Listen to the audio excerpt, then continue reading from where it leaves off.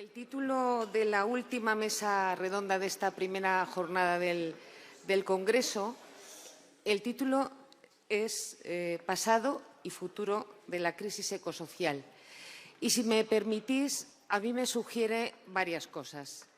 Pasado, previsible. A esta provincia, la de Teruel, como me imagino que a otras muchas del interior de nuestro país, les costó mucho conseguir zonas especiales de protección de las aves, parques culturales que llevasen incluso el sello de la UNESCO. Nosotros tenemos varios, el Parque Cultural del Maestrazgo, del río Martín. Ahora tenemos también el Parque Cultural del Chopo Cabecero. A algunos ni les sonará, ¿no?, lo que es un chopo cabecero, tan habituales en las riberas de los ríos en esta y otras provincias. Bueno, pues esas masas ingentes de pinares en la Sierra de Albarracín, en ese límite fronterizo, porque no sentimental, con Castilla-La Mancha, especialmente con la provincia de Guadalajara. Todo eso ha costado mantenerlo en el tiempo y, sobre todo, que no se fracturase y que las aves fueran las propias las que corresponden a ese ecosistema. Bueno, pues si no habéis ido al Maestrazgo, ir ya, porque si no, dentro de nada vais a ver 125 aerogeneradores que no van a permitir el paso de algunas de las aves, solo si los tribunales lo impiden. Concretamente, el Tribunal Superior de Justicia de Madrid, a él le corresponde admitir los recursos que, por ejemplo, han presentado la Plataforma en Defensa de los Paisajes de la provincia de Teruel y también una plataforma de Morella dels Ports, porque por ahí va trazado el itinerario de una de las líneas de muy alta tensión. Digo, yo siempre decía alta tensión, muy alta tensión ya tiene que ser que la ves y te da un impacto, ¿no? Bueno, esto es una broma, porque el tema no de broma ninguna, al contrario. Sí, porque ahí hemos hablado en algún momento de sentimientos. El paisaje es evocador, te vincula al lugar en el que has nacido, te sitúa en tu lugar en el mundo, y el que se rompa porque un lobby energético, en nuestro caso Forestalia en Aragón, que luego vende a fondos de inversión, en este caso daneses, haya decidido que de ahí hay que ser rico, cueste lo que cueste, pues bueno, la fractura sentimental es dura. Así que vamos a ver, como el pasado ya nos lo han pintado, vamos a ver si el futuro entre unos y otros pues nos permite ser más optimistas. Así que en la siguiente mesa, que se están ya preparando para subir, a ver si son ágiles y da tiempo a que preguntéis más, ¿no? Pues si no, esto no parece un sindicato, donde hay debate, ¿no?, y hay preguntas. Bueno, pues os voy a presentar a quien va a moderar la mesa, que es Laura Villadiego, que es cofundadora del colectivo Carro de Combate y Comunicación de la Fundación Primero de Mayo. Por cierto, todos han agradecido a la Fundación Primero de Mayo que los hayan llamado para participar. Yo no lo he hecho, así que casi me voy a poner de rodillas. Voy a pedir disculpas, pero sin duda que ha sido un honor y un placer el compartir este congreso con todos vosotros. Así que, Laura, cuando tú quieras, yo creo que ya están preparados para subir y poder abordar ese pasado y futuro de la crisis ecosocial. Gracias. ¿Se me oye? Sí. Yo tampoco voy a agradecer la invitación. Bueno, yo directamente no la voy a agradecer porque, como ha dicho Concha, yo soy parte del equipo de comunicación y, por tanto, de la organización de este congreso. E invitación tampoco es que haya sido. Pero sí que es un gran honor, ¿no?, para mí poder moderar esta mesa que concluye esta primera jornada de este Congreso de Crisis Ecosocial y de hacerlo con estos tres referentes, ¿no? Es también una responsabilidad muy grande, pero yo creo que vamos a poder aprender mucho de ellos, ¿no?, porque ellos son tres referentes en España, pues, del pensamiento, de la economía, la sociología y la filosofía, con un enfoque ecológico. Y yo sé que son tres personas que han inspirado mucho a varias de las personas que estáis hoy aquí, porque ayer varias personas me lo comentaron, y que si no lo habían hecho ya porque no conocíais aún su trabajo, yo estoy segura de que hoy os van a inspirar. Voy a presentarlos, me voy a sentar. Tengo aquí a mi izquierda a José Manuel Naredo. Él es doctor en economía y es uno de los pioneros de la economía ecológica en España. Su libro más conocido es La economía en evolución, que fue publicado por primera vez en 1987, aunque hay una edición actualizada de 2015. Y en ese libro ya hablaba de las raíces del deterioro ecológico y social de nuestro tiempo y ofrecía, además, líneas de superación de la crisis mediante el enfoque ecointegrador. Está claro que, habiendo hecho este congreso y viendo la situación que hay, pues no hemos aprendido demasiado, no le hemos hecho demasiado caso. Su último libro es La crítica agotada, en el que habla de los no conceptos, luego hablaremos de eso, que son aquellos lugares comunes, como los términos de desarrollo sostenible, producción o medio ambiente, que nos distraen de los verdaderos problemas. En el medio está Ernest García. Hola, Ernest. Que, por cierto, yo lo que no he hecho, perdón, yo también me voy a disculpar, nos he agradecido a vosotros que hayáis venido. Muchas gracias. Ernest García es sociólogo y filósofo, profesor emérito de la Universidad de Valencia, donde ha sido catedrático de sociología y donde ha dedicado buena parte de su carrera académica a investigar sobre el campo de la sociología ecológica. Ha sido también coordinador del Grupo de Investigación en Estudios de Sostenibilidad de la Universidad de Valencia y algunos de sus libros más conocidos, algunos los he estudiado yo en la carrera, son Medio Ambiente y Sociedad, la civilización industrial y los límites del planeta, Transicionando hacia una sociedad post-carbón y Ecología e Igualdad, hacia una relectura de la teoría sociológica en un planeta que se ha quedado pequeño. Y por último tenemos a Joaquín Sempere Carreras, que es sociólogo y ha sido profesor de Sociología Medioambiental en la Universidad de Barcelona.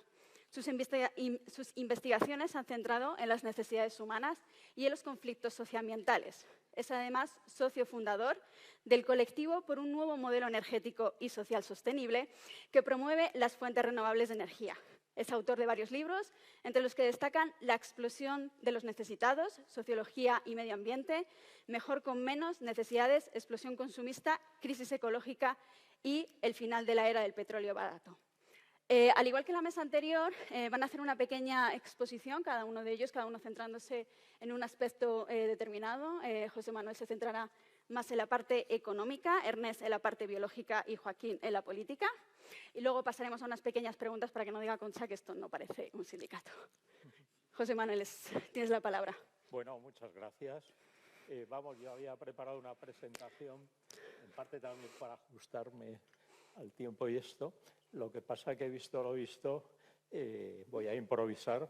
No, la presentación, en cualquier caso, queda a disposición de la Fundación, de comisiones, de los que queráis, supongo, pedirla, no sé. Entonces, quiero empezar señalando una paradoja, que es con la que empiezo en parte este último libro, La crítica agotada, cuyo subtítulo es Claves para un cambio de civilización. Entonces, es la paradoja de que cuanto más evidente se hace notar la crisis de la civilización que nos ha tocado vivir, más difícil parece reconducirla hacia horizontes ecológicos y sociales más saludables. Y entonces, ¿esto por qué es? Bueno, en parte porque los movimientos críticos se ven ahí, entonces, más o menos arrastrados o distraídos o lo que quieras por toda una serie de no conceptos, y mientras tanto el núcleo duro de la ideología y las instituciones que mantienen el statu quo siguen ahí, tan campantes. Entonces, claro, en esto es un poco lo que entro, y ahí ahora simplemente voy a sacar entre esta ideología, que en parte las ciencias sociales, pues lejos de contribuir, como se pensaba en general, a mejorar las condiciones de vida, todas las cosas, tal, pues lo que han mantenido es una serie de mitologías que son apologéticas del statu quo, y muy en particular, en primera fila, está la economía estándar, el enfoque económico ordinario,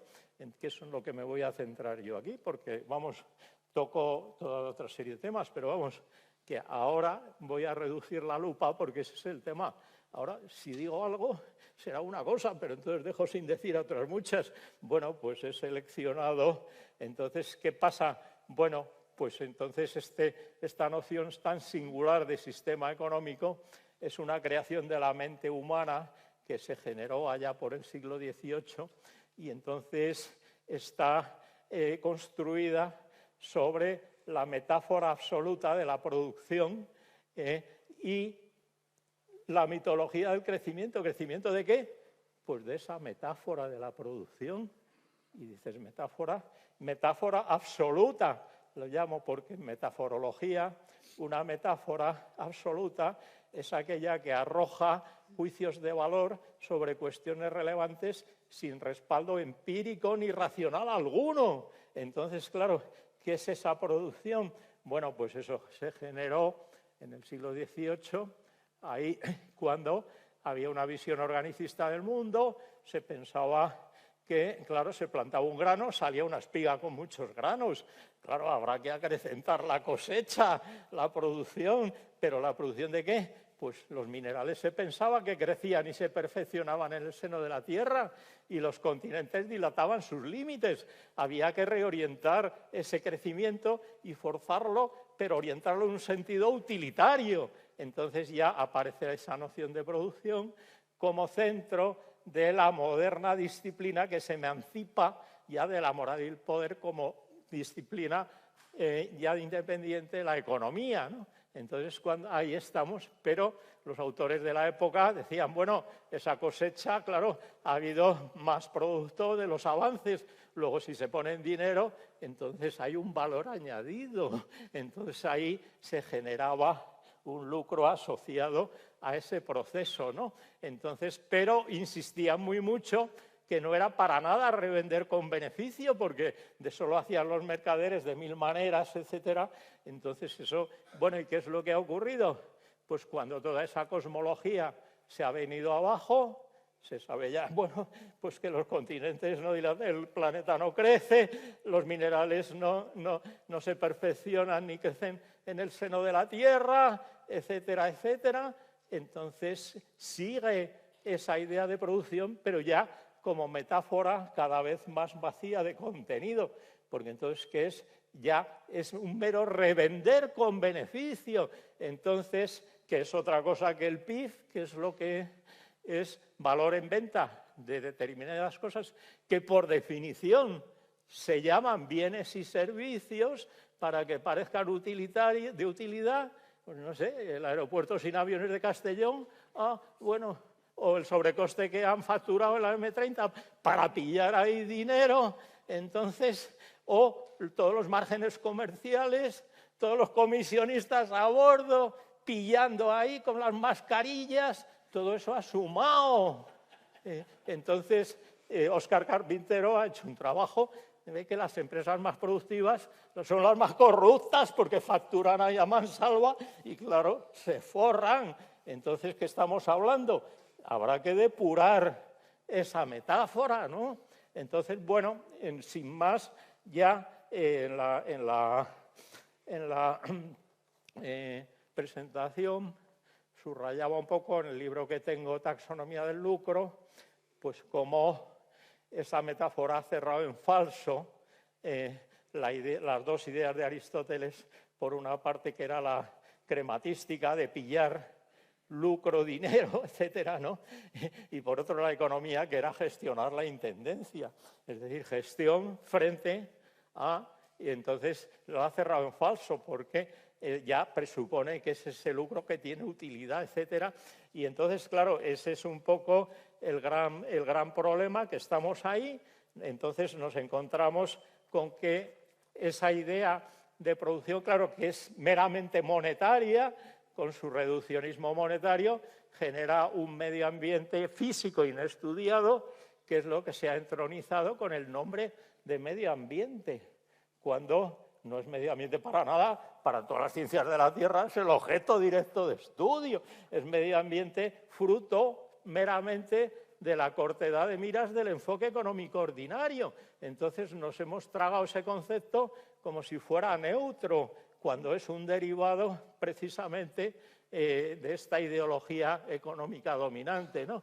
Bien, bueno, pues entonces, aparte de ese medio ambiente físico, está un medio ambiente social, pero luego es que está un medio ambiente financiero, que es en el que me voy a centrar porque es el de que menos se habla, precisamente. Es curioso, ¿no? Bueno, pues ¿por qué? Bueno, pues porque se piensa ahí en eso con la fábula de que, claro, pues que es un país rico, pues país desarrollado. Bueno, es que es un país muy productivo, que ahorra muchísimo y puede prestar al resto del mundo, etcétera.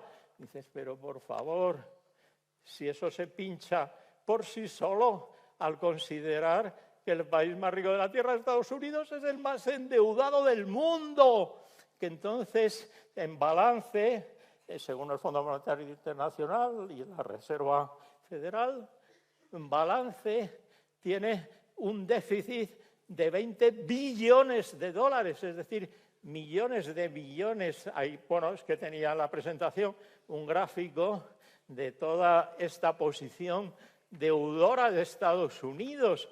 Y bueno, como es que nadie le pide que pague la deuda, porque en el año 71 quitó además la conversión del dólar en oro, con lo cual los que tengan ese pasivo no exigible, que es el dólar, ya no pueden pedir nada.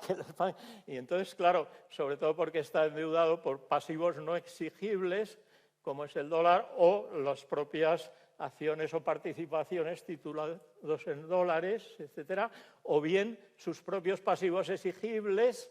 Entonces resulta que los tituliza y envía el riesgo por ahí, que como ha sido con las hipotecas subprime. Bueno, pues bien, entonces nos encontramos pues que si miramos el mundo trascendiendo la metáfora de la producción, nos encontramos con otros panoramas que no veíamos, que nos cegaba estas categorías. Entonces, ¿qué es un país desarrollado? Pues esto lo trato, vamos, ampliamente en el libro Raíces económicas del deterioro ecológico y social. Entonces, es un país rico, un país que tiene capacidad de compra sobre el mundo. ¿Y cómo la logra? Teniendo una relación de intercambio favorable, es decir, que se sitúa justo en las zonas que pillan la parte del león del valor, es decir, en las fases finales de elaboración, comercialización y venta. Mientras que, entonces, ahí, ¿qué quiere decir? Pues que otros la tienen desfavorable, tienen relación de intercambio desfavorable. Si uno está arriba es porque otro está abajo.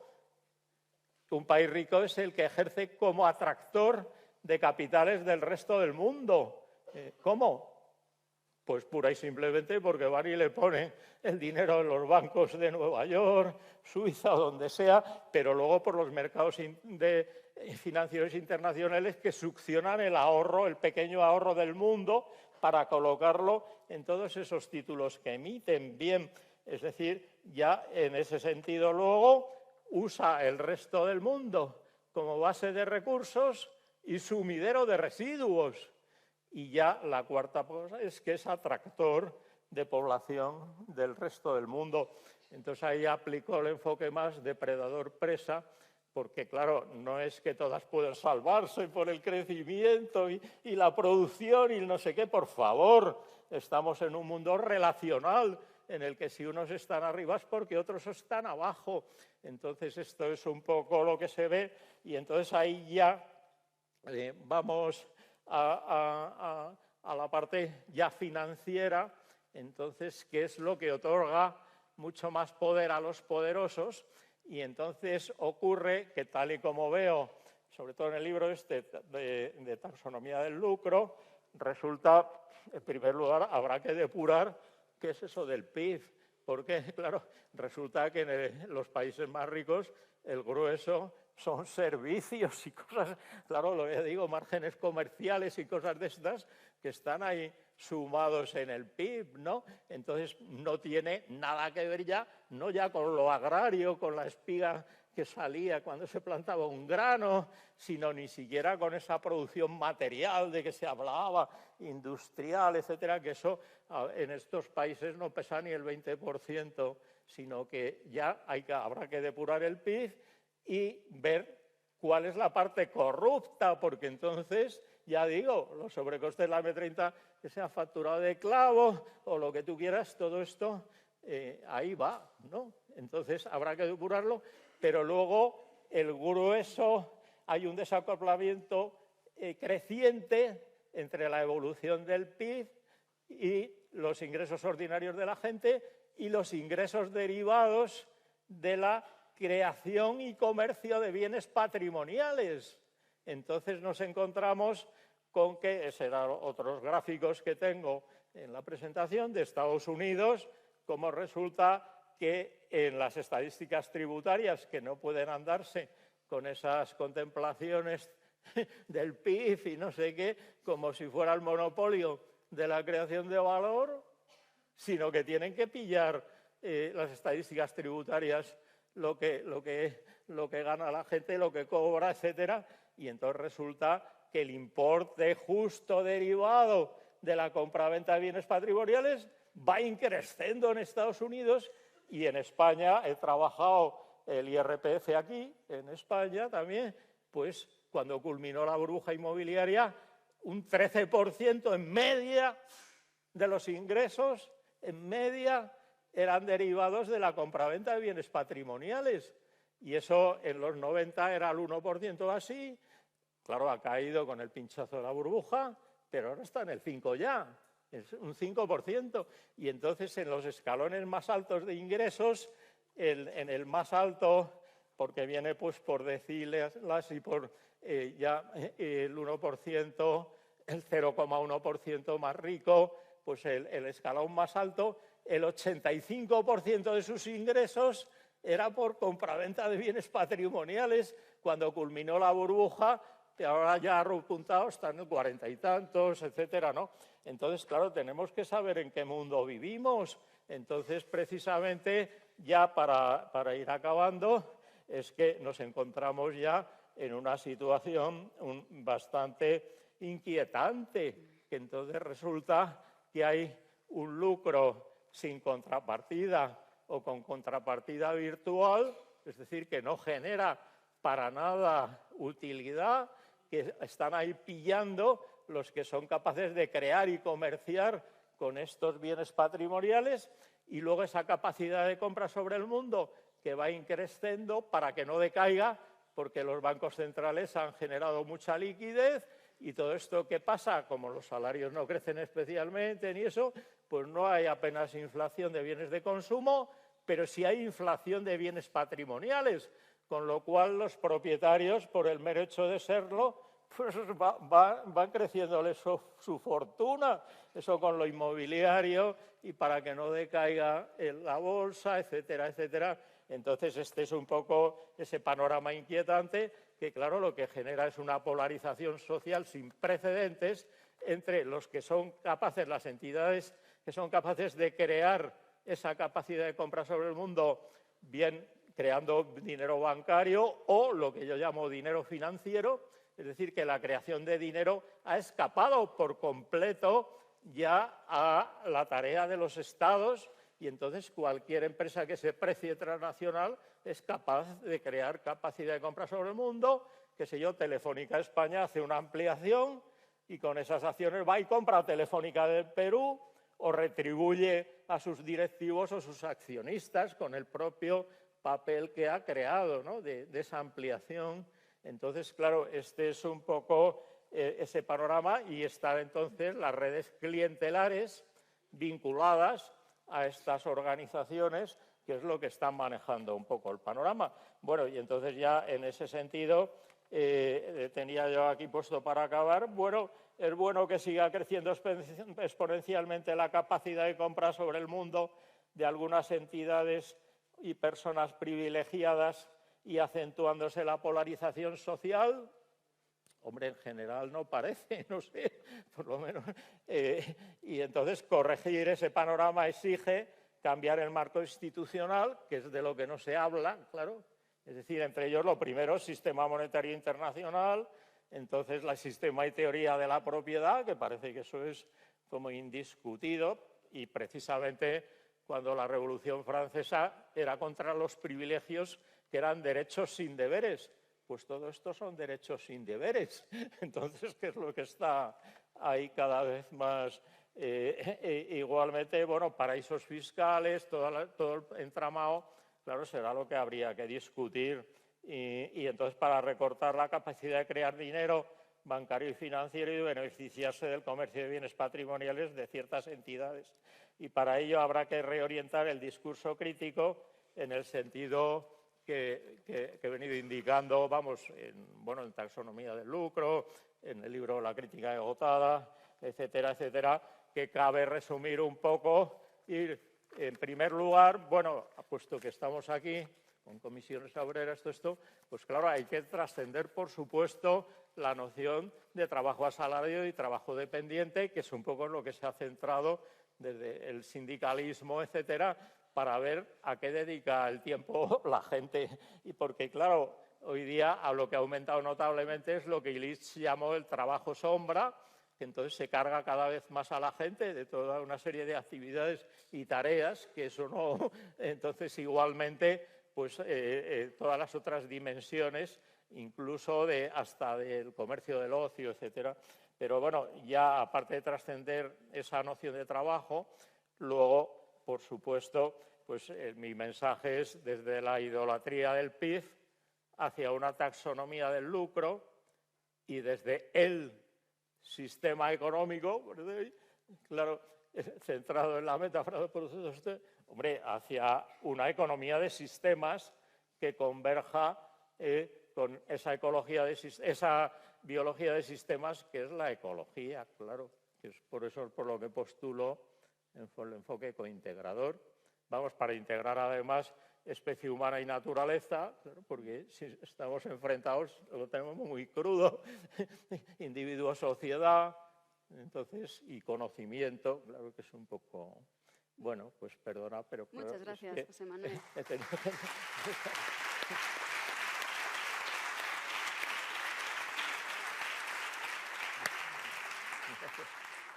Luego seguro que volvemos a algunas de esas ideas que has comentado y podremos profundizar en ellas. Ernest, te paso la palabra.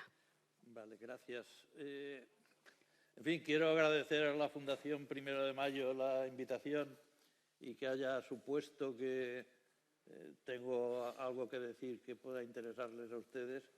Yo tengo mis dudas, pero en fin.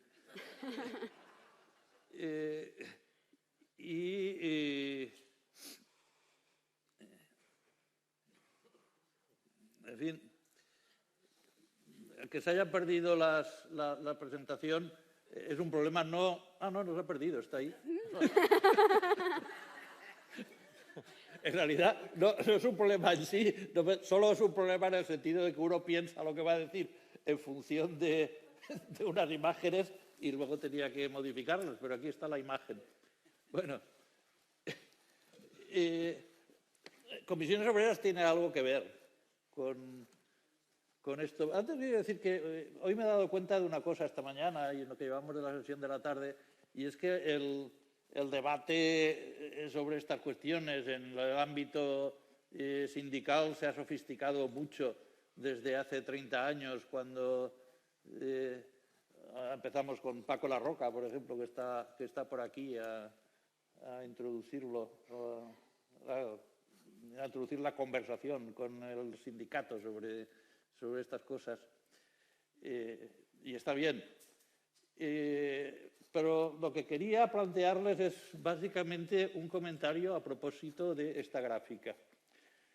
Un poco con la intención, al sofisticarse aparecen multitud de iniciativas, propuestas, tendencias y contratendencias. Entonces te puedes preguntar, bueno, ¿es posible tener una idea clara y simple de por dónde van las cosas, de en qué dirección van? ¿Es posible definir una manera que permita tener una respuesta a la pregunta? Bueno, las cosas van en este tema concreto de la compatibilidad entre los sistemas sociales y los límites del planeta, tener una respuesta clara a cómo van. Y, bueno, esta es una posibilidad. Es súper sencilla. La empezamos a explorar también hace 30 años en unos informes que, además, algo tiene que ver con Misiones, porque 2 de las ediciones de esos informes los publicó, no las promovió Comisiones, pero tuvo la, no sé decir, la gentileza o el olfato de publicarlas bajo el impulso de un pionero de estas cosas en el sindicato, que también está aquí, de Toni Montesinos. Y la idea es muy simple, es sencillamente cruzar un indicador, que es el índice de desarrollo humano, un indicador de desarrollo, con un indicador de sostenibilidad ambiental, que es la huella ecológica. Se puede hacer de otras maneras, pero hacerlo así tenía alguna ventaja desde el punto de vista de la relación del índice de desarrollo humano como medida del desarrollo. Tenía el aval de Naciones Unidas, no sé si lo tiene en la cabeza, es muy simple. El desarrollo en este indicador es una suma de ingreso monetario, salud medida por la esperanza de vida y capacidad para hacer cosas en general medida por el nivel de escolarización. Y la huella ecológica es una medida de la superficie biológicamente productiva necesaria para mantener el consumo de una unidad de consumo determinada, sea igual da que sea un individuo o un país o el mundo entero, etc. Entonces, para mi sorpresa, el mes pasado me encontré este cruce en la página web de la Agencia Europea del Medio Ambiente. Digo para mi sorpresa porque la Agencia Europea tiene la costumbre, supongo que obligada, no sé, o por propia iniciativa, de edulcorar extremadamente los mensajes, y el mensaje de esta gráfica es más bien una píldora amarga.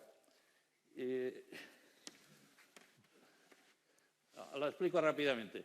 Se supone que a la derecha de esta línea vertical, en el eje horizontal es el índice de desarrollo humano, y por encima de valores de 0,8 es alto desarrollo humano, o, según la Agencia Europea, vivir bien.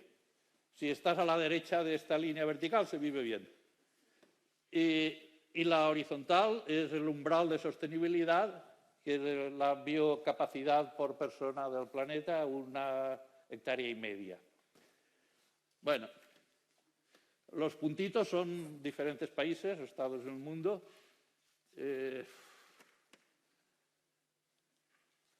España supongo que es este, no me acuerdo ahora, pero una huella en torno a 4 hectáreas y un nivel de desarrollo próximo a 0,9, de un valor en el IDH.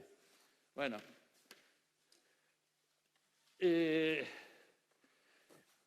lecciones. Primera, el ámbito de aquello que en las últimas décadas se ha llamado desarrollo sostenible corresponde a este rectángulo de color verde, no sé si se nota el color desde ahí abajo, que, como verán, está vacío. No existe tal cosa como desarrollo sostenible. Primera lección. Segundo, se puede introducir una definición de transición ecológica con mucha facilidad. Transición ecológica, por ejemplo, en el caso español, sería bajar el puntito este rojo de donde está, aquí, por debajo de esto. Es decir, reducir la huella al 36% más o menos de su valor actual.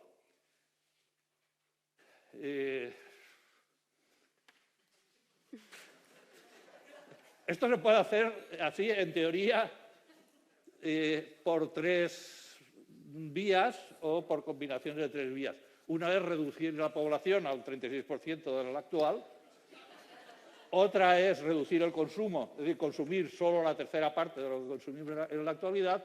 Y la tercera es multiplicar la eficiencia en el uso de los recursos o la ecoeficiencia por 3. O combinar, digamos, valores parciales de las 3 cosas de tal manera que el resultado sea el resultado deseable. Bueno, entonces, la transición ecológica sería efectivamente un proceso de cambio social que bajara al punto este de aquí a por aquí. Una observación. Yo sé que la verdad es que el sarcasmo en estas cosas, incluso a mí que tengo una tendencia fuerte en ese sentido, es un poco difícil, ¿no? Pero una transición puramente o meramente ecológica es la cosa más fácil del mundo. Bastaría con no hacer nada, es decir, con seguir con las cosas como van, hasta que el sistema colapsara y la naturaleza se encargara de que la transición se produjera. Evidentemente, lo más probable, si pasa así, es que se produzca de esta manera. Claro, es decir, se produzca asociado a una reducción considerable del nivel de desarrollo o, en la interpretación de la Agencia Europea, viviendo peor, a base de vivir mucho peor. Por eso, digamos, lo normal, la discusión es que se reclame que la transición ecológica sea una transición ecológica justa, que sería una que como mínimo fuese vertical, ¿no? Idealmente que entrara en el rectángulo verde aumentando el nivel de desarrollo. Bueno, yo me paro aquí, ¿eh? Si alguien es capaz de traducir esto en medidas políticas, etcétera, que lo haga, pero francamente me parece complicado. Bien. Lo pueden complicar, naturalmente, pero no compliquen mucho, porque si no las ventajas del criterio se pierden, ¿no? Es decir, ¿es posible definir una medida que nos permita saber por dónde van las cosas? ¿Sí o no? Las lecciones son difíciles de digerir. Si uno le pregunta, en los últimos 25 años, desde que empezó el siglo, ¿ha habido avances en este sentido? ¿Sí? ¿Ha habido momentos o periodos en los cuales la presión sobre los sistemas del planeta haya disminuido o la transición ecológica haya ido en esta dirección hacia abajo que debería ir? La respuesta es sí. En dos momentos, durante la crisis de 2007 a 2013 y durante la pandemia. Si miras los datos de huella ecológica, por ejemplo, los últimos 30 años, esto se ve. El máximo está en 2007, después de 2007 baja considerablemente y en 2019-2020 vuelve a bajar. Pregunta interesante para que se dedique a elaborar políticas y este tipo de cosas. ¿Se puede conseguir que sea de otra manera? Es decir, si uno resume así en pocas palabras lo que indican los datos, se podría decir, bueno, lo que indican los datos es que cuando la economía va bien, el medio ambiente va mal y viceversa. Cuando la economía va mal, el medio ambiente va bien. Lo cual es un mensaje evidentemente desagradable, pero es lo que los datos indican. Insisto, se pueden discutir los datos. Yo no digo que no, los datos se pueden discutir siempre. Estos indicadores, como cualquier otro indicador empírico, es discutible. Y a mí no es que me entusiasmen especialmente. Los he elegido los dos por razones, digamos, pragmáticas o tácticas. El IDH, porque es una medida del bienestar o del desarrollo aceptada internacionalmente, y la huella ecológica, porque también, para mi sorpresa, es aceptada muy ampliamente.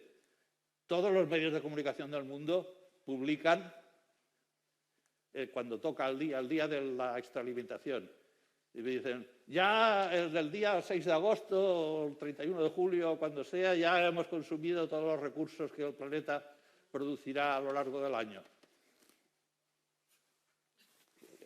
¿Vale? Lo publican como si fuera una cosa indiscutible. Pero, extrañamente, la reacción habitual es decir, uy, aquí parece que hay algún problema, habrá que empezar a hacer algo algún día. Si lo aceptas literalmente, es decir, si se acepta la información tal como se presenta, la consecuencia es justamente, bueno, todos estos países del mundo que están a la derecha del valor 0,8 del índice de desarrollo humano, están desarrollados, en los que se vive bien, son insostenibles ambientalmente. Y mucho.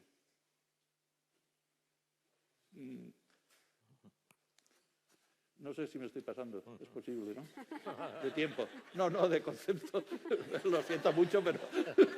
Vale. No. Ya estás en tus 12 minutos. Bueno, hay una pregunta típica o habitual sobre esta cosa. Y si es así, si la cosa está tan mal como dices, ¿por qué no se nota? ¿Por qué no ha pasado todavía? Bueno, La respuesta a esa pregunta tiene dos partes. Una, que no voy a desarrollar, que es que sí que se nota. Depende de cómo mires. Es el tema que estaba planteando José Manuel, o una parte de las consecuencias de lo que estaba planteando. ¿Cómo que no se nota? Y tanto que se nota.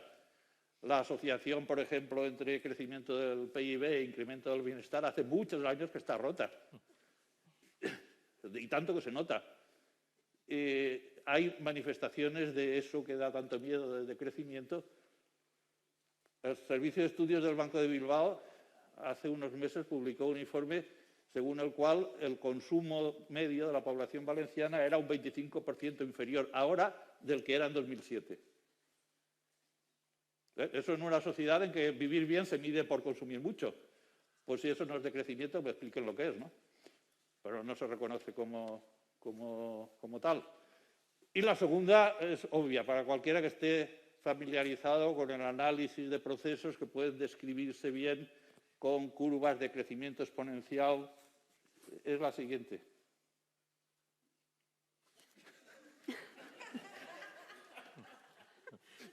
Crecimiento exponencial, extralimitación o translimitación. ¿Y qué pasa después? En el informe del Club de Roma del 72 era crecimiento exponencial, translimitación, que digo yo, o extralimitación, o como se quiera decir, y colapso. Sí, bueno, no lo sé, la parte que responde al futuro, obviamente nadie la puede saber. Pero la lección interesante para la pregunta que planteo es que el día anterior a que la inflexión de la curva, a que las cosas empiecen a hundirse, es el mejor momento de la historia. Claro. Entonces, claro, esto evidentemente introduce un elemento de duda y de discusión eterna y prácticamente insuperable, porque a quien te diga, bueno, pero ¿cómo es posible que digas esto si nunca hemos estado tan bien? Digo, efectivamente, eso es lo que mi teoría dice. Puede estar equivocada, como todas, vamos a discutirlo. Pero a mí no me sorprende.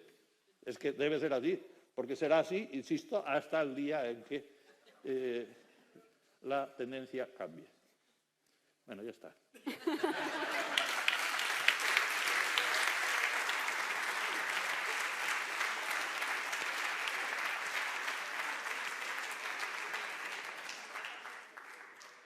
Muchas gracias, Ernest. Has ahí evolucionado un nuevo sistema para pasar las diapositivas. Vale. Pues, Los avances tecnológicos. Sí, no Sigue. tampoco. Siguiente. Sigue. Joaquín, Sí. tienes la palabra. La siguiente. Bueno, a ver, yo no voy a dar unas soluciones a los problemas que ha planteado Ernest, ¿eh? O sea, que no se confunda. Lo que sí que voy a dar es fórmulas de actividad, porque lo que no podemos hacer es quedarnos quietos ante los peligros que se nos vienen encima. Algo hay que hacer, ¿no? Yo creo que la conciencia de la gravedad de la crisis ecológica progresa, pero no con la suficiente rapidez ni claridad. No se percibe que salir de la crisis implicará cambios profundos en las maneras de trabajar, consumir y movernos. Cambios que pueden ser incluso el desorden más absoluto, como insinuaba Ernest. Muchas actividades deberán cesar en los sectores como la química y el metal, y otras nuevas deberán aparecer, las renovables, el reciclaje, las industrias verdes en general. Para proteger el empleo y el bienestar posible sería necesario, todo esto entenderlo como muy hipotético, sería necesaria una economía de excepción o de emergencia o de guerra, si queréis. No se podrá seguir como ahora. Esto comporta una serie de medidas de reconversión masiva que deberá ser acelerada para recuperar el tiempo perdido y avanzar hacia situaciones ecológicamente más sostenibles y socialmente más equitativas y estables. Añádase a la reconversión en la industria una revolución agroecológica que garantice la alimentación a largo plazo, hoy amenazada por una agricultura industrial insostenible, que agota los suelos, los mineraliza los deja expuestos a la erosión, y la adopción de prácticas ecológicas y regenerativas. Hay en este campo una experimentación agrológica muy interesante y que, por lo menos, es un factor de esperanza. Algo parecido sería necesario en la ganadería y la pesca. Esto exigirá también, yo creo, un trasvase importante de personas de las ciudades, sobre todo de las megalópolis, al medio rural. Y aquí entraríamos en un debate con los ponentes de antes, porque este es un tema complicado, difícil y que no suscita entusiasmos particularmente en la gente.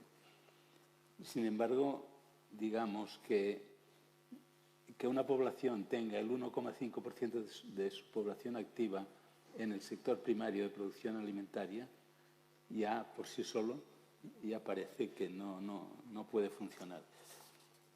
Añádase también la producción de proximidad y menos turismo para evitar la hipertrofia del transporte, que en estos momentos consume 1/3 de toda la energía usada por la humanidad. Es decir, que aquí tenemos todo un conjunto de problemas que nos van conduciendo hacia el colapso. Estos cambios que serían necesarios para reconducir la dinámica social no los puede hacer el mercado. El mercado impulsa las actividades para las cuales hay una demanda, pero las demandas de hoy corresponden a las producciones de hoy. Para que la gente demande alimentos ecológicos, transporte colectivo, viviendas térmicamente bien aisladas, etcétera, tiene que cambiar también lo que se produce y cómo se produce, lo cual solo es posible por la vía de la transformación colectiva y planificada de todo el sistema productivo. Solo esta transformación, este proyecto de nueva sociedad, cambiarán masivamente mentalidades, hábitos y valores. Por tanto, harán falta políticas intervencionistas y no confiar en el mercado. Esa es una de las grandes confusiones que nos intentan difundir. Hacer todo esto y más, y hacerlo rápido, exigirá una economía de emergencia. Como decía antes, el equivalente de una economía de guerra, que concentre todos o casi todos los esfuerzos en un proyecto colectivo y voluntarista de país o de sociedad. Se necesitará intervención y planificación pública en las que los sindicatos obreros deberán tener un papel fundamental. Creo que ya se ve que el solo planteo de esto hace ver la dificultad, incluso la inviabilidad, a corto plazo por lo menos, de esto. La segunda diapositiva. Un planteamiento de urgencia así puede parecer exagerado, alarmista y hasta apocalíptico, pero el goteo incesante de datos de centros de investigación científica de todo el mundo dibuja un panorama de emergencia extrema a la que habría que responder con políticas adecuadas de corte suficientemente radical para que las cosas cambien de verdad. Aquí debe funcionar el principio de precaución, que viene a decir algo así como, aunque no estemos seguros de lo que pueda pasar y en qué plazos pueda pasar, hay datos más que suficientes para alarmarse y anticiparse a los riesgos, tomando con tiempo medidas preventivas que eviten la catástrofe. Como hemos vivido sobreexplotando el medio ambiente, ahora nos tocará extraer menos recursos naturales, producir menos, consumir menos. En una palabra, reducir nuestra huella ecológica de manera importante. Esto significa decrecer.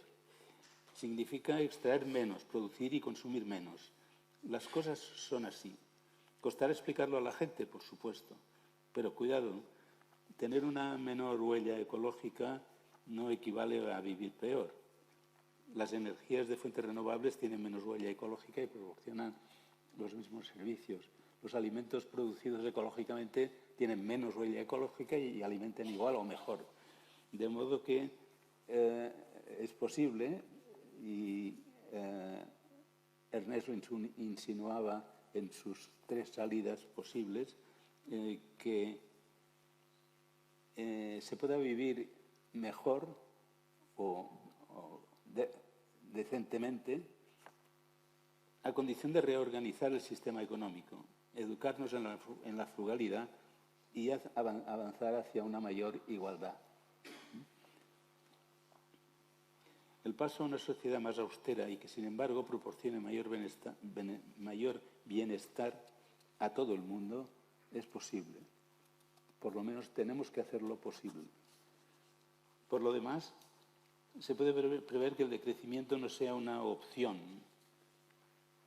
Y esto yo creo que ya cambia el chip de nuestras consideraciones. Que no sea pues una opción, sino algo impuesto por la fuerza de los hechos, que la realidad misma imponga un menor consumo. La sobreexplotación de la biosfera y de la corteza terrestre, las guerras y el impulso incesante a crecer y crecer llevarán por sí mismos a una austeridad forzada.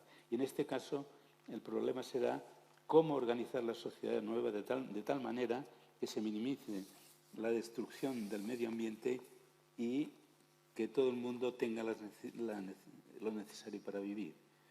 En términos de clases se puede formular de otra manera. En situaciones de austeridad forzada, la lucha de clases girará en torno a la redistribución, es decir, hacia el igualitarismo y a la reestructuración ecosocialista de la economía. La tercera. Pero veamos cuáles son los actores en presencia. Tendremos el primer actor y enemigo número 1 de la humanidad que impulsa la actual carrera hacia el abismo es el gran capital internacional junto a los gobiernos que lo apoyan, sobre todo los de las grandes potencias. Hay un segundo actor que es la tribu dispersa de los ecologistas, ecosocialistas y de los resistentes, por ejemplo, en el tercer mundo, los pueblos indígenas que aguantan con una tenacidad admirable las actuaciones de las multinacionales, extractivistas y depredadoras, pero este enemigo, que es el enemigo más claro, evidente y coherente que tiene, a pesar de sus divisiones internas, que tiene el gran capital, es una minoría insignificante e impotente.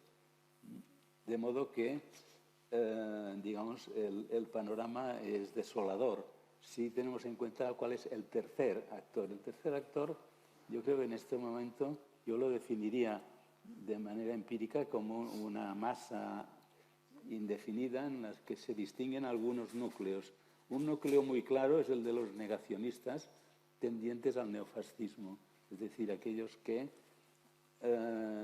no aceptan porque no quieren violentar sus deseos, no aceptan la idea de que vamos a una degradación de los recursos y a un empobrecimiento.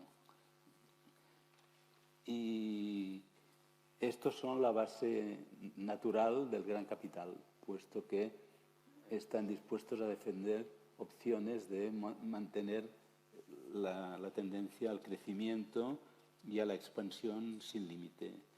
Pero junto a ello hay también otro sector amplio, pero indefinido, en el que, digamos, se puede decir que no haya una mayoría de entrada propensa a favorecer el fascismo, que empiezan a comprender que hay problemas ecológicos, que hay problemas de medio ambiente, que separan los residuos, que van en bicicleta, que hacen muchas prácticas nuevas, pero que no están dispuestos a ir más allá, porque siguen pensando que con renovables pues las cosas van a seguir igual como hasta ahora.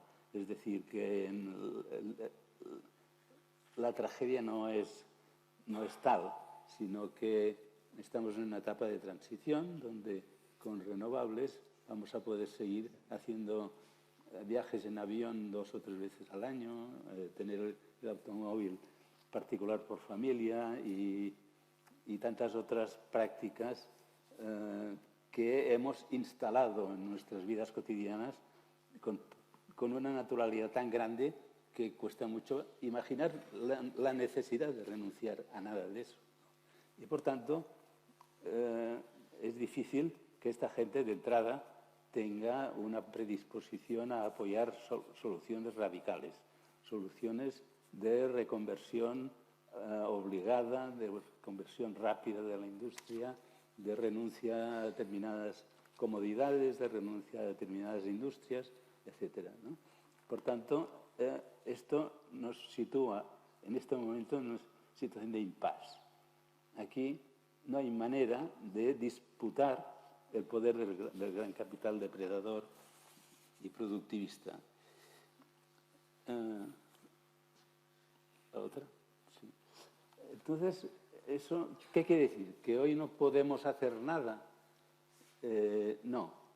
Hoy se pueden hacer muchas cosas. Se pueden hacer, yo diría, dos categorías de cosas de inmediato. Una son políticas, como ya se hacen en ayuntamientos, en gobiernos regionales, nacionales, etcétera, para limitar los daños ecológicos, para limitar las emisiones, para castigar las emisiones de carbono,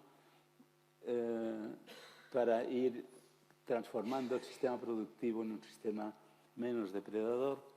Todo esto ya se hace desde gobiernos y, por tanto, es importante hacer políticas de izquierda, ecosocialistas, que permitan ir avanzando en estos puntos. Luego hay también, fuera de las instituciones, la posibilidad de hacer experimentación social, ¿no? Comunas agroecológicas, cooperativas de reciclaje, en fin, ir creando un tejido económico, socioeconómico por abajo, si puede ser con la ayuda de las instituciones mejor, con lo cual se va en el día a día acreditando la idea de que hace falta una reforma ecológica profunda y por tanto se mantiene la capacidad, la mentalidad de que se puede trabajar, se puede luchar y hay que hacerlo. Sin embargo, yo creo que la gran transformación de las mentalidades que podría permitir que ese sector de la mayoría que he dicho que no es propensa a apoyar el fascismo, que es más bien propensa a apoyar salidas democráticas, etcétera, y constructivas, ¿cómo podría transformar su mentalidad? Yo creo, para mí la única manera es el colapso mismo. Es decir, que hasta que la gente no viva situaciones en que es imposible, prácticamente imposible en el día a día vivir como hasta ahora, y que esto no pasa un día, ni una semana, ni un mes, sino que dura meses y hasta años, y se va complicando y se va empeorando, y se va viendo que es necesario una salida, y una salida importante, radical, hasta que no ocurra esto, que se podría llamar un aprendizaje por shock, la pedagogía del desastre, si queréis, será muy difícil que realmente se pueda hacer un bloque sociopolítico capaz de disputar el terreno a la economía hoy dominante.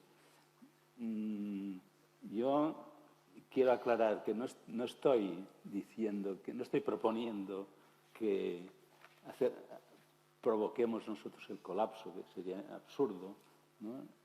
Ni podemos ni debemos hacerlo. El colapso vendrá por sí mismo, ¿no? Y no sabemos qué forma tendrá, si será un colapso importante o será colapsos parciales que se irán sumando, que se irán siguiendo uno tras otro y complicando la situación. Pero dado que el futuro es imprevisible, yo creo que tenemos que tener en la cabeza la idea de que hay que estar preparados para aprovechar aquellas situaciones con capacidad pedagógica de masa suficiente para tener alternativas, ¿no? Y ahí, pues, yo creo que las izquierdas políticas tienen un papel a jugar y los sindicatos también, un papel muy importante. Termino con esta apelación a comisiones obreras, en el sentido de que Comisiones Obreras nació en los años 60 como movimiento sociopolítico, ¿no? Es decir, el elemento político estaba ya en su ADN inicial y creo que es importante conservarlo. Es importante asumir que el sindicato puede tener y ha de tener un papel importante en situaciones de este tipo, en que será necesario imaginar y crear instituciones económicas nuevas. Y, por tanto, creo que, digamos,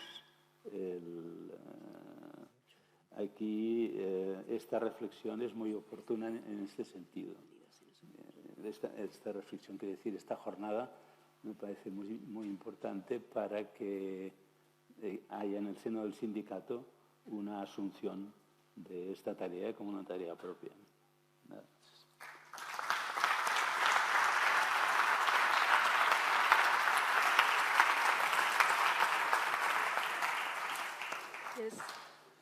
Muchas gracias, Joaquín. Vamos un poco mal de tiempo y tampoco quiero quitar a la gente la posibilidad también de hacer preguntas, pero voy a lanzar simplemente alguna idea para empezar, ¿no? el debate, porque, Joaquín, hablas de esa posibilidad, ¿no? Que de solo aprendamos con un shock.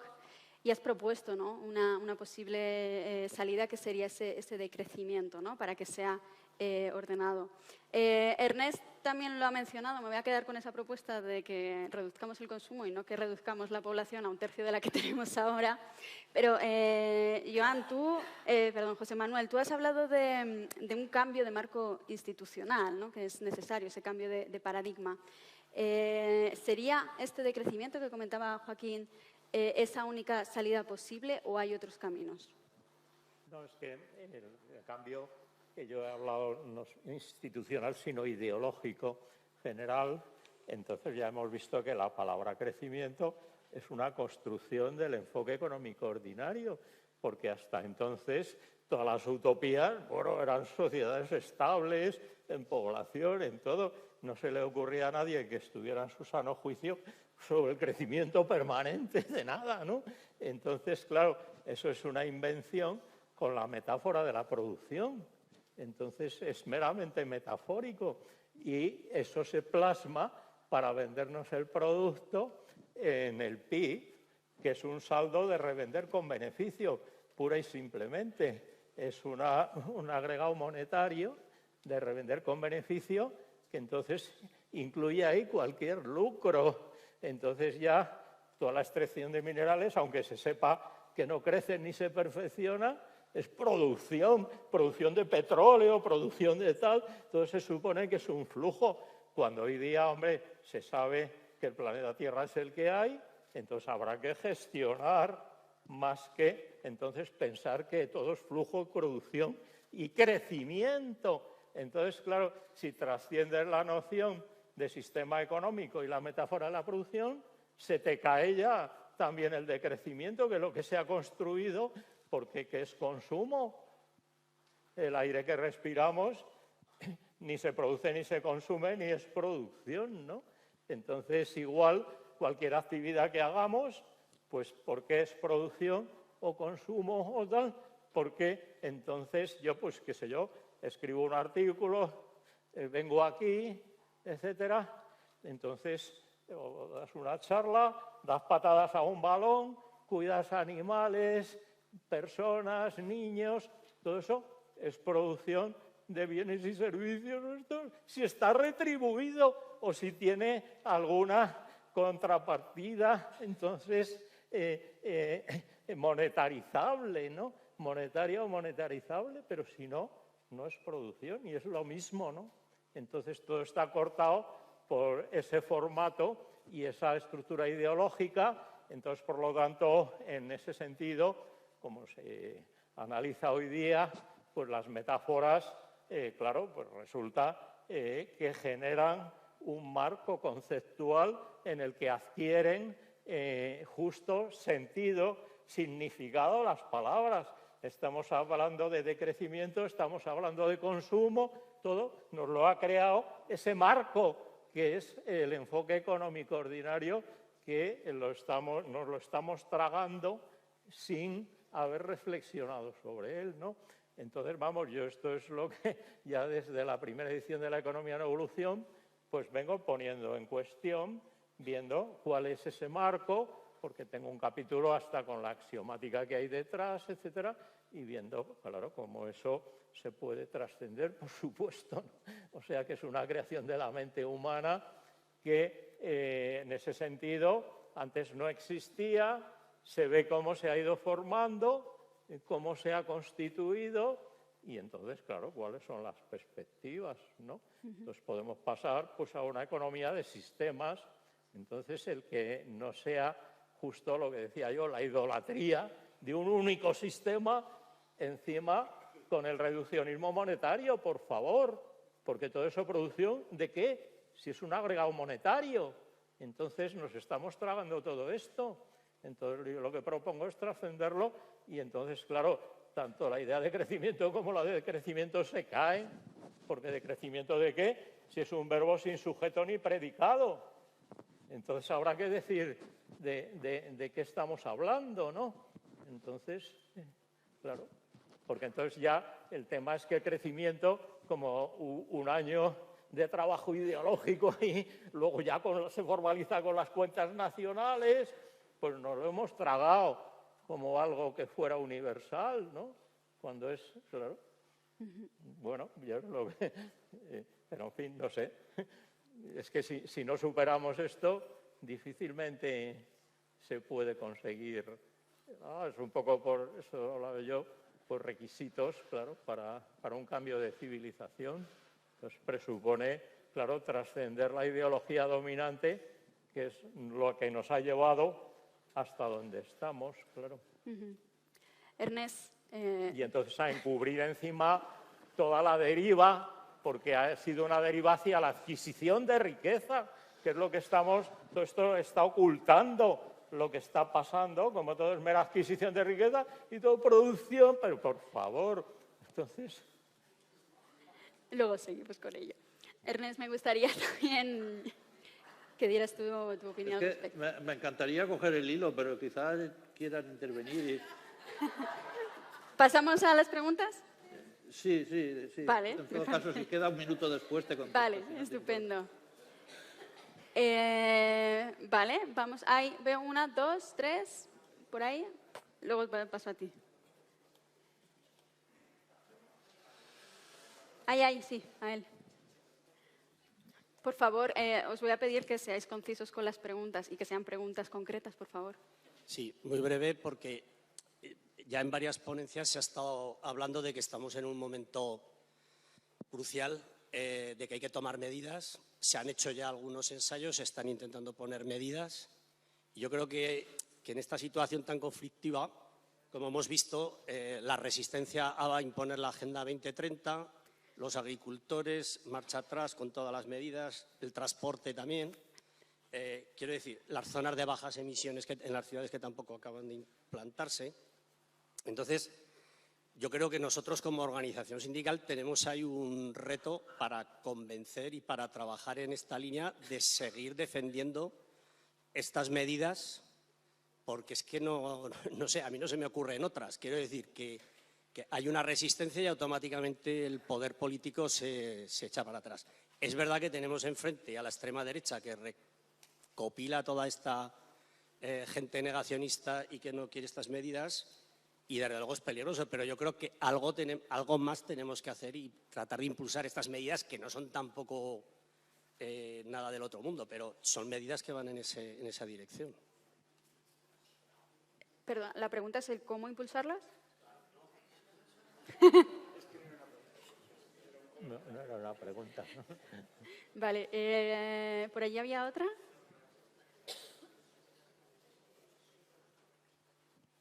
Hola, sí. Dos preguntas. La primera es sobre el decrecimiento que estáis comentando, Joaquín y Ernest. ¿Cómo puede ser el sistema de gobernanza de ese decrecimiento, ¿no? Porque el enfoque nacional no tiene sentido para decrecer, ya que vivimos en un sistema único, ¿no?, en el planetario.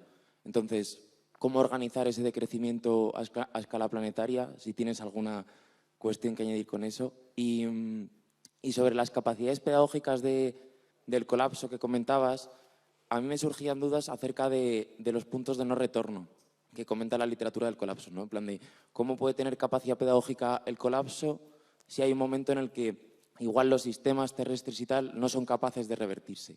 Entonces, igual un poco que puedas añadir algo más. Vale. ¿Queréis responder primero a esas cuestiones? Bueno, al final, ¿no? Vale. ¿Por ahí había otra? Muchas gracias por la exposición. He disfrutado muchísimo. Además, se destila la sapiencia de los ponentes. Evidentemente, ya mucha la experiencia que tienen. No he podido evitar, según lo he ido escuchando, se me estaba representando la transición al periodo tardorromano hacia una nueva Edad Media. Ese colapso del que se hablaba ahí en la gráfica, esa obsesión por el lucro que nos han presentado, o ese retorno al campo, ese abandono de la ciudad, esos menos transportes, ese mercado que nos sirve. Hay personas, hay de diferentes autores como Turchin o Todd que expresan más o menos esto, pero realmente estaba situándome en el siglo III o IV, porque veo que más o menos. El problema es que luego eso generó que los medios de producción recayeran sobre unas manos muy limitadas y una gran base social que, evidentemente, con una economía de subsistencia no agotaba los recursos, lógicamente. Se volvió una economía bastante ecológica. Gracias. Tampoco era una pregunta concreta, ¿verdad?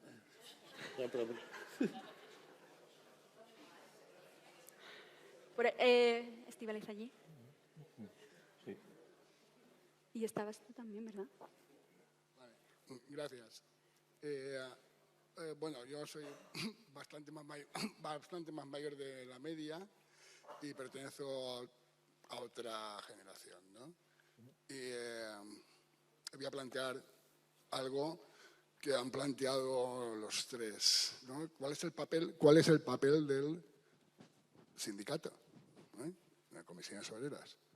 Y yo creo que el profesor Naredo, que como todos los profesores de universidad son prudentes en sus discursos y nunca dicen un nombre, no suelen decir nada, ni siquiera el de Adam Smith. Pero yo creo, voy a plantearles a los tres, ¿qué les parece si nosotros adoptásemos como una política del sindicato general de empezar a decir los nombres de los que componen ese gobierno en la sombra, los que detentan el poder económico? Amancio Ortega, Ana Botín, Florentino Pérez, Juan Roig, ¿no? Creo que debería ser una acción concreta, no solamente de este sindicato, sino de alguna organización política más. Es una pregunta. No creo que vayamos a resolver el problema global, pero sí, por lo menos, a dar publicidad de quienes están provocando esto. Vale, gracias. Una última pregunta que estaba él esperando y ya cerramos y vamos a las respuestas. Sí, a lo largo de todo el día se ha venido hablando de la necesidad de cubrir, pues eso, las necesidades de las personas, de planificar. Y entonces, a la hora de abordar estas necesidades y cuál es la estrategia del sindicato, con todo esto que estamos contando, que es la planificación de la economía, digo yo, entonces el papel del sindicato lo que tiene que promover es un Estado socialista. ¿Pregunta o afirmación?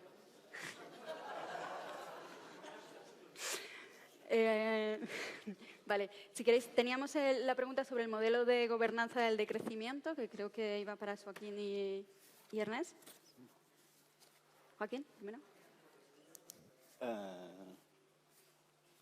Bueno, yo creo que el decrecimiento es muy difícil de gobernar. Ya he dicho que la vía más probable de que se produzca Una, por evitar la palabra que no le gusta a José Manuel, para evitar el empobrecimiento, para evitar el no disponer de menos recursos naturales, tanto del subsuelo como bióticos.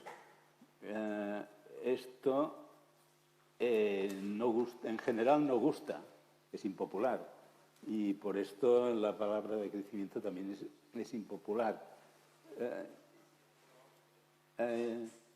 Yo creo que tenemos que explicar por qué hemos llegado a donde hemos llegado. Y hemos llegado a donde hemos llegado en los 2 últimos siglos, como mucho. Y lo hemos hecho gracias a la aplicación de la tecnociencia a la producción, pero también a la extraordinaria abundancia de energía barata. Primero con el carbón y luego con el petróleo y el gas y el uranio. Y tenemos que explicar que esto se acaba y que, por tanto, digamos que es muy probable que tengamos que organizar la vida de otra manera muy distinta. Y esto significará sacrificar muchas cosas que ahora consideramos facilidades y comodidades de lo más natural del mundo y a la que tenemos derecho. Como aquel que dice, es que yo tengo derecho a ir a Nueva York en avión, cuando se dice que hay que restringir los vuelos en avión. No es un problema de derechos, es un problema de disponibilidad de recursos. Y digamos que para mí la mejor manera de gobernar la transición hacia una situación de este tipo es garantizar, y aquí vuelvo a lo que decía Santiago Álvarez, del estado del bienestar. Si la gente tuviera una seguridad vital que se materializa en una situación como la que hemos vivido, muy parecida, de sanidad gratuita, escuela gratuita, alimentación suficiente, vivienda asequible y protección ante las eventualidades de la vida, es decir, seguros de paro, de jubilación, etcétera, etcétera. Si la gente tuviera la convicción de que estos son unos derechos adquiridos y consolidados, viviría con mucha menos ansiedad, desaparecerían muchos miedos y la gente se organizaría la vida, la distracción, el enriquecimiento espiritual, las actividades musicales, artísticas, literarias, etcétera, de otra manera, con mucha más tranquilidad y probablemente disfrutando con mucho menos recursos naturales que ahora, incluso que ahora. Digamos que si me pides una fórmula de gobernanza, yo la más importante que se me ocurre es esta. Garantizar un estado de bienestar ampliado a la seguridad alimentaria, por ejemplo. Y no digamos ya al tema de la vivienda. Estos son 2 temas, sobre todo el de la vivienda, sangrantes que hay que resolver. Pero yo creo que la mejor gobernanza para afrontar un periodo en que tendremos menos recursos de que disponer es esta. Es esta, que tiene que ir acompañada, evidentemente, de un debate de ideas importante y de una redefinición de qué es lo que da satisfacción en la vida a la gente, ¿no? Y claro que habrá que vivir con menos, pero mucha gente sabe que esto es posible y además si se encuentra obligada a hacerlo no tendrá más remedio. Todos nos hemos encontrado con problemas. Fijaos que cuántos países han experimentado guerras, entre ellos el nuestro. Y en la posguerra pues es evidente que hay carestía, que no hay escasez y la gente se espabila como puede y acaba saliendo adelante y acaba divirtiéndose como encuentra las maneras de una vida satisfactoria con menos recursos. Y esto no hace falta programarlo, esto ya vendrá por la misma imposición de la escasez. A ver, yo no niego la posibilidad de que las cosas salgan mal y de que ante una situación de escasez prevalezca no la solidaridad y el proyecto común de una sociedad estable, equilibrada y justa. No lo niego, al revés. Es muy posible que si en lugar de prevalecer ideas más democráticas, más solidarias, prevalecen las ideas individualistas, insolidarias del fascismo y del individualismo capitalista, esto sea una lucha de todos contra todos y que sea una desgracia muy grande, ¿no? Esta amenaza no la podemos excluir en absoluto y no la podemos disipar fácilmente. O sea que no estoy diciendo esto otro.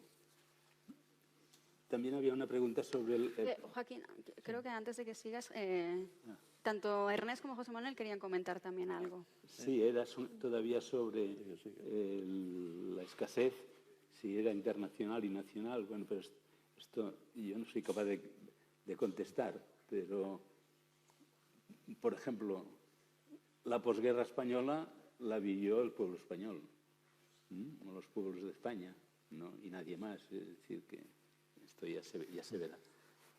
Pues, sí, yo lo que quería comentar es que lo primero es evitar el despilfarro, por favor. Entonces, claro, todos los lobbies de poder están ahí haciendo megaproyectos, cosas absurdas, qué sé yo, he coordinado un número de archipiélago, el agua, un despilfarro interesado, claro, se ve como el lobby de obras hidráulicas, pues ahí tratando pues, de hacer cada vez más obras con nichos ecológicos de negocio ahí fuera del mercado, porque recibe ahí así sucesivamente, no digamos, pues toda la burbuja inmobiliaria para que luego encima haya problemas de vivienda. Entonces, claro, no se ha enfocado bien. Entonces habrá que cambiar el modelo inmobiliario.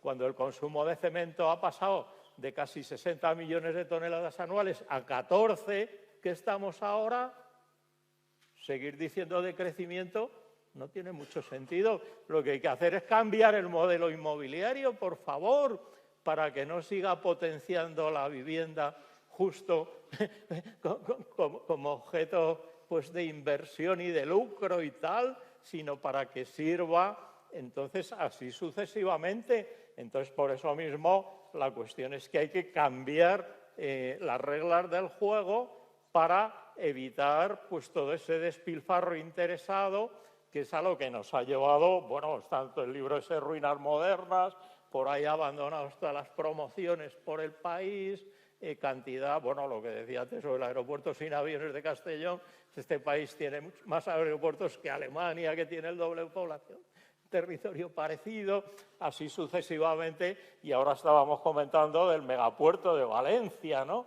Con Ernest, ¿no? Entonces, sigan a piñón fijo, entonces, por favor, pues lo primero es eso, no hablar de que la gente se apriete el cinturón porque no sé qué, porque no sé cuánto. Por favor, evitar ese despilfarro interesado para que se forren algunos, en general, subiendo presupuestos y facturando de clavo ahí, y luego todos los comisionistas a bordo que hay por ahí cobrando, que es un poco lo que estamos viendo, ¿no?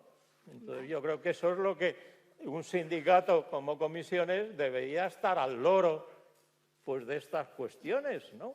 Entonces, no así en general, por eso cuando ha comentado allí, pues efectivamente tendrá que estar viendo a ver quiénes son los que se forran y cómo y por qué, etcétera. Entonces...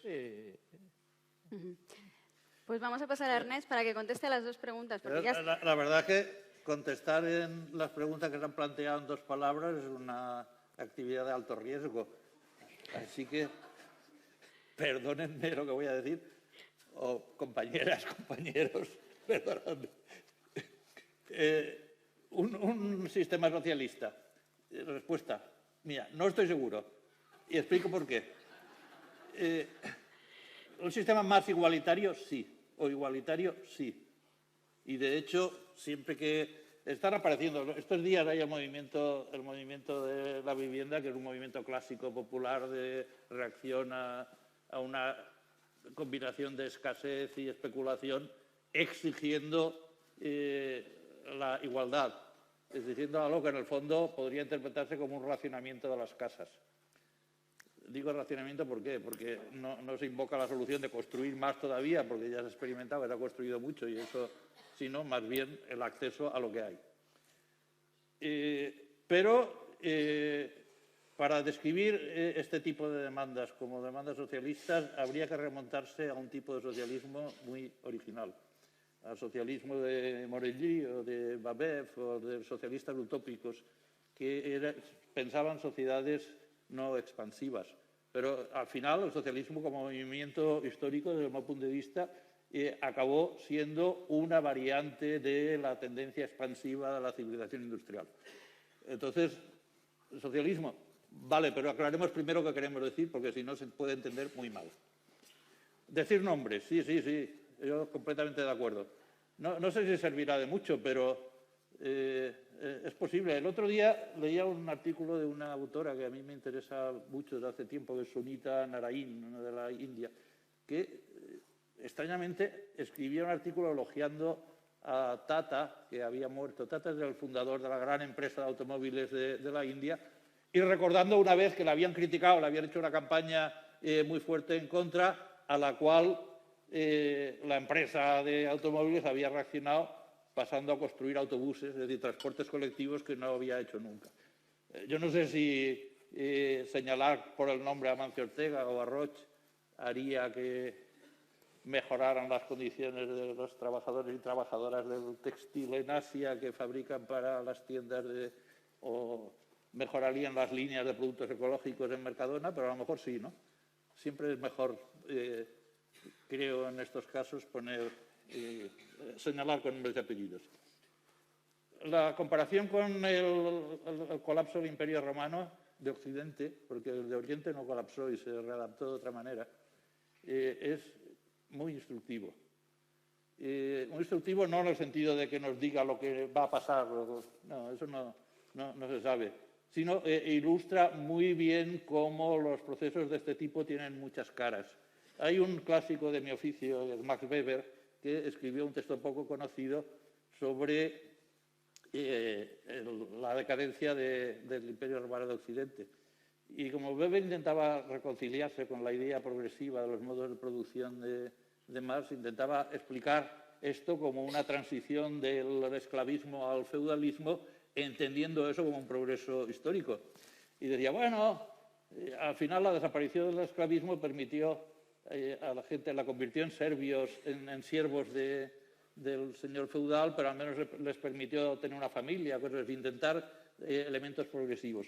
O hay datos, líneas historiográficas que apuntan a que en determinadas zonas, en zonas de la Galia, donde después volvió a recuperarse digamos, esto que en las categorías que hemos manejado siempre era el progreso histórico con Carlomagno y compañía, la caída del imperio significó vivir mejor.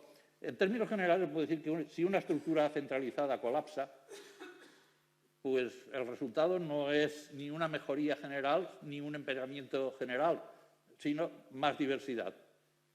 Si una estructura imperial colapsa, entonces puede ser que en los sitios donde haya señores locales más tiránicos o más pobreza de recursos o más desigualdad estructural, se pasa a vivir peor. Pero también puede ser que en los sitios donde pasa lo contrario, son más ricos en recursos, más democráticos en sus formas de funcionar, etcétera, pasen a vivir mejor. Podría ser. La lección fundamental de la comparación con la decadencia, el colapso del Imperio Romano de Occidente es que esto, como todos los procesos históricos, puede tener muchas caras y muchas dimensiones y que conviene dedicar tiempo a intentar analizarlas. Y por último, la gobernanza del decrecimiento, tan democrática como se pueda. Hay desde hace mucho tiempo en el origen de esto la ilusión de que como la cosa es muy difícil, los sistemas de gobierno más autoritarios se pueden hacer imprescindibles.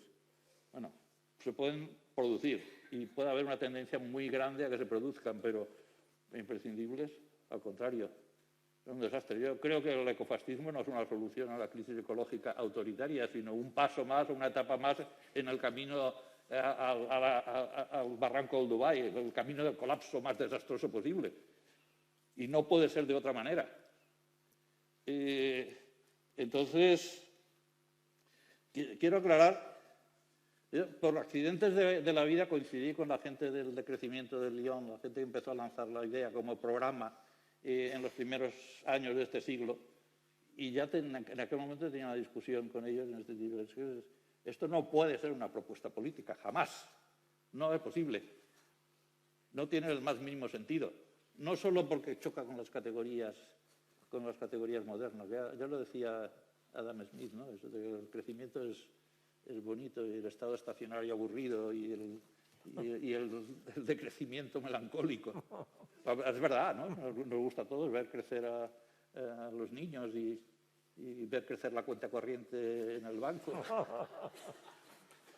Hay una serie de connotaciones positivas de la palabra crecimiento que son difíciles de combatir. Pero en cambio sí que se puede sacar a la luz y discutir y analizar y plantear como problemas, objeto de análisis, episodios concretos de decrecimiento como los que he comentado. Y es que el decrecimiento no es una hipótesis, mucho menos un programa político, es una cosa que está pasando en contextos concretos durante periodos determinados, y eso, en vez de pasar por alto e ignorarlo, la gente del movimiento del decrecimiento dice, es que eso no es decrecimiento, no es el nuestro, es su recesión. Vale, será su recesión, pero su recesión hizo bajar la huella ecológica, que es lo que se supone que había de pasar. Pues analicémoslo en lugar de descontarlo como si eso no fuera bonito e interesante. Vale. Muchas gracias.